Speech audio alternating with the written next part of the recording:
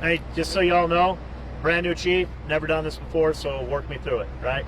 You're in for it. All right, let's just start with your first and last name. How you spell it? Eric Johnson, and ERICJOHNSEN. Perfect. All right, walk us through. What happened here today? So today at about 3:22 in the afternoon, we had an officer make the proverbial routine traffic stop right over here in the parking lot. As I understand it, the purpose of the stop was the car didn't have a plate on it. Moments later, that officer called for other units to come assist him, and a short time after that, the officer called out over the radio that shots had been fired. We had 5 Farmington police officers involved in this shooting, and so that's where we're at. None of the officers were injured. The only person injured was the occupant of the car. So they were injured? The occupant of the car has been transported to a local hospital, correct? Anything on their condition? One occupant, and I'm not able to give the condition right now. Can you tell us what the traffic stop involved? Well, as I told you, as I understand it was due to not having a plate on the vehicle. So that was the nature of the traffic stop. Why did the officer feel like he needed assistance? At this time, I don't know that. I have not been able to have those conversations. The way the county works is the county attorney's investigative arm will take over this investigation through the help of all collective detectives in the county. They'll conduct the investigation, and so really any of the details that you might want will come from them in the subsequent days. Were there shots fired before the 5 other officers or the 4 other officers from Farmington came? I don't believe so. I believe all 5 were on scene when the shots were fired. This is a small police force, right? Can you talk about, the impact on kind of a smaller town? It's huge, yeah. We'll have 5 officers on administrative leave until the investigation is cleared, and they're ready to come back to work. So, do the math. That's 20% of our police force, right? What about the parking lot at the time? I mean, were there people around and all this was going on? I'm not aware of those details. I know by the time I got to the scene, there were people in buildings that were looking out windows, but as far as at the moment, I'm not aware of any. Is there anything you can tell us about the victim, age, gender? Yeah, I'm not ready to get into that right now. Are they from Utah? I don't know that. Chief, can you just walk us through, you called it a routine traffic stop. Where did it start? Was it an all-in chase, or just did it... There was no chase involved. I happened to hear the radio traffic when the traffic stop was made, and it was the traffic stop was called out in the parking lot of the post office. So where the officer encountered that car initially, I don't know, but the stop was made right over here. So. And can you just go over again, you said 5 officers. How many people inside the blue sedan, and what's their status? Only one person inside the blue sedan, and I don't know his status at this moment. I just know that he was transported to a local hospital. And can you say once again, was there any weapon on the part of that person in the vehicle? That's part of the investigation that the protocol team will get to, and they'll be the ones to answer that question. So yeah, right now you're unsure if the driver framed the weapon. Again, that's part of the investigation that will come out with their work. Do you have any indication as to why the officers felt they may have been threatened in any way? Other than that's how we train, and I know my guys, and if they fired shots, I'm certain they were in fear of their life. So. About how long do you think it's going to be until this area in this crime scene It can take a while. You want to guess? I'll 5 hours. It's going to be a while. I mean, the protocol team does amazing work.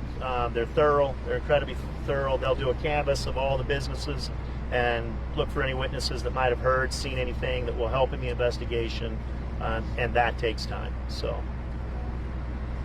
You talked about the impact on the force of having 5 people on admin leave, but just talk about this type of a situation impacting Farmington police. I mean, how often does something like this happen?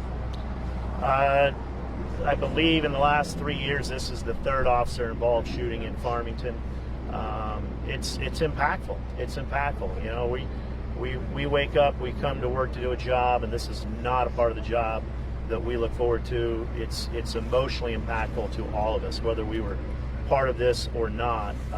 It's a reality of the job that hits home pretty hard. So, without question, it's going to be an issue for our police department, more than just manning.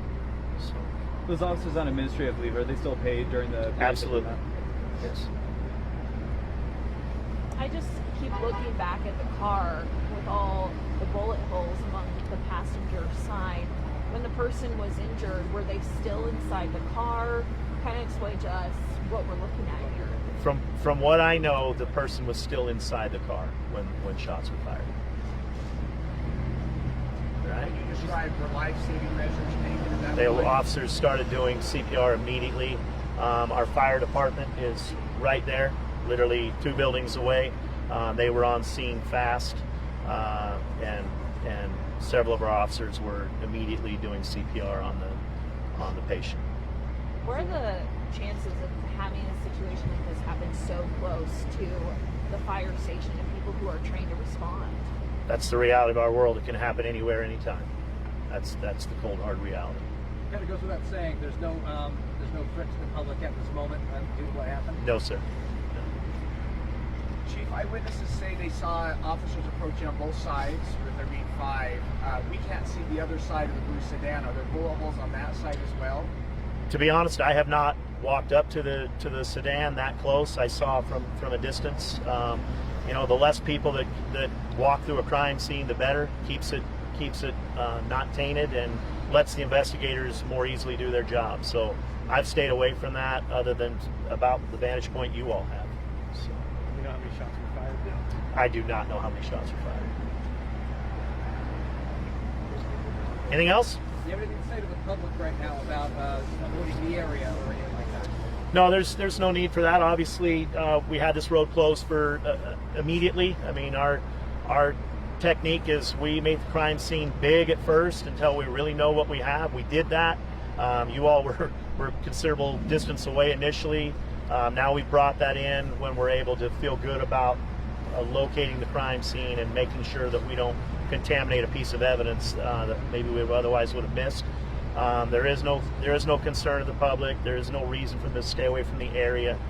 We've got this road open, moving pretty well, and as we go, you know, that parking lot will be locked down. But those are businesses that aren't open in the evening anyway. So How many agencies held out tonight? a lot. The surrounding agencies have been amazing. I mean, from North Salt Lake to Layton, I've had multiple phone calls, and a lot of them are here right now. You know, hats off to Davis County police agencies. When something like this happens, we all rally together to help each other. They know that we're a small police department, and they know what an impact this is on us, and really appreciate it. Do you have any estimate of how long an investigation like this could take? You know, there's no way to say, but they work as quick as they can. I don't know how many agents are working on the protocol team. There sometimes can be a dozen or more. You know, as long as it takes is the answer, I guess. And Chief, when you called a routine traffic stop, had the officer that initially initiated that stop called for backup? I'm wondering why there were 5 officers when they approached the vehicle. One of the reasons I can tell you there were 5 is one officer is a training officer, so his field training officer was with him. So that one officer is actually 2. Does that make sense? He called for backup, and you know that's the nature of our business. When an officer says he needs help, then if you're in the area, you come running. Our police department is literally 2 blocks away. There were more of us coming before we even heard the shots fired call. But do you know if they approached the car initially and then called for backup?